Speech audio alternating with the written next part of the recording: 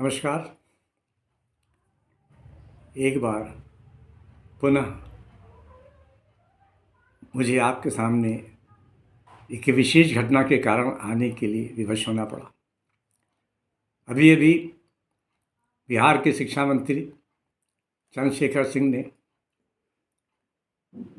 करोड़ों हिंदुओं की, न केवल भारत के रहने वाले बल्कि विश्व के अनेक देशों में रहने वाले हिंदुओं की आस्था पर गहरी चोट की है। उन्होंने रामचरितमानस को नफरत फैलाने वाला ग्रंथ कहा है। अब उनके अज्ञान की क्या सीमा है, यह इसी से विदित हो जाता है कि उस रामचरितमानस की निंदा की है जो 16वीं शताब्दी के पुनर्जागरण का एक विशेष कारण रहा है। रेनेसां हुआ था। शायद मंत्री जी को पुनर्जागरण का ज्ञान भी नहीं होगा। खैर, उन्होंने कुछ चौपाइयाँ दी हैं और उसमें से जो पहली चौपाई दी, उन्होंने कहा, पूजिए विप्र शील गुण हीना, शूद्र न गुण गण ज्ञान प्रवीणा। पहली बात तो ये है कि उन्होंने अपना एजेंडा सेट करने के लिए पूरी चौपाई नहीं दी, आधी चौपाई दी है। और उन्होंने कहा ये उत्तर कांड की चौपाई है, जबकि ये अरण्य कांड की है। इसी से पता चल जाता है कि मंत्री जी ने रामचरितमानस का कितना अध्ययन किया है। पूरी चौपाई है, विप्र पूज्य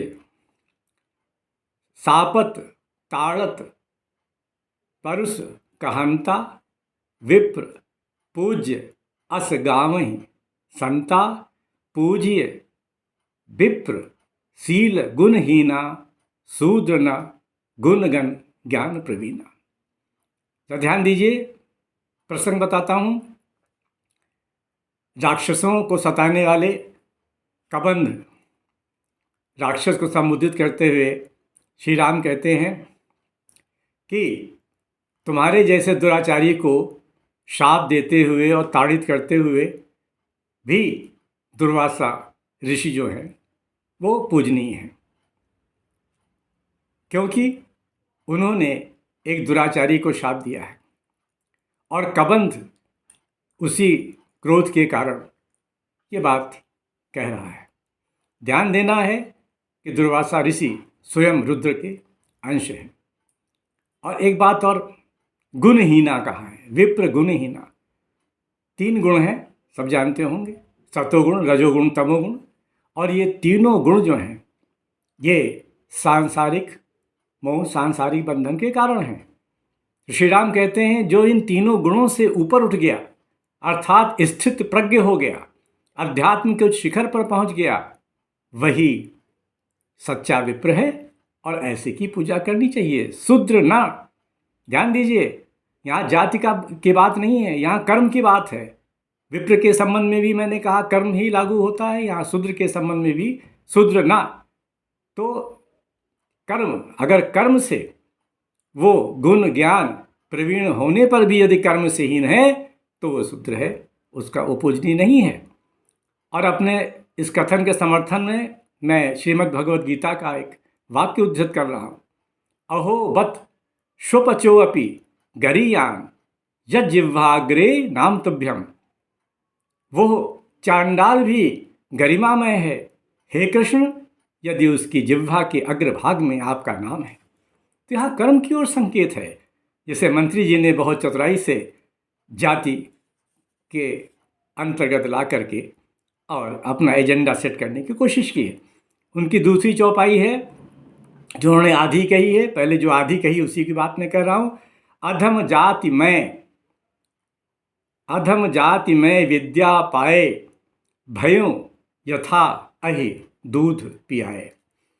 उन्होंने कहा देखिए तुलसीदास जी ने कैसे जो निम्न जाति के हैं उनको ऐसे बता दिया जैसे दूध पीने के बाद भी साफ जहरीला होता है। फिर उन्होंने यहाँ खेल कर दिया। फिर आधी चौपाई कही। पूरी चौपाई क्या है? हर कहाँ हरि सेवक गुरु कहेउ, सुन खगनाथ हृदय मम दहेउ, अधम जाति में विद्या पाए और भयो जथा अहि दूध पियाए।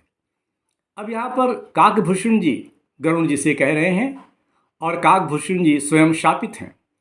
वो कह रहे हैं जब मेरे गुरु ने हर को अर्थात शिव जी को हरि का सेवक कहा तो मेरा हृदय क्रोध से जल उठा और ऐसा करके मैंने अपने को स्वयं उस तरह का अधम प्राणी सिद्ध कर दिया जैसे सांप को दूध पिलाने के बाद भी वो जहरीला हो जाता है। तो यहाँ पर तो काकभूषण जी खुद के लिए कह रहे हैं, शापित हैं और इसीलिए वो उनको कौवा का रूप मिला है तो अपने को वो अधम कह रहे हैं। तो ये दो चौपाइयाँ मैं अपने कथन के प्रमाण में दे रहा हूँ। चौपाइयाँ और भी हैं लेकिन समय की सीमा नहीं है। बस केवल ये सचेत करना चाहता हूँ कि जहाँ के जिस राज्य के शिक्षा मंत्री का ये हाल है, यह ज्ञान है या जानबूझकर एक वोट बैंक के लालच में एक खेल खेल रहे हैं, उस राज्य की शिक्षा का क्या हाल होगा। और ऐसी कुछ चौपाइयों को जिनको लेकर भ्रम फैलाया जा रहा है और फैलाया जाता रहा है और आगे भी फैलाया जाता रहेगा, क्योंकि एजेंडा सेट करना है। 2023 का चुनाव आ रहा है और 2024 का भी। ऐसी कुछ चौपाइयों को लेकर मैं फिर आपके सामने आऊँगा। तब तक के लिए वंदे मातरम।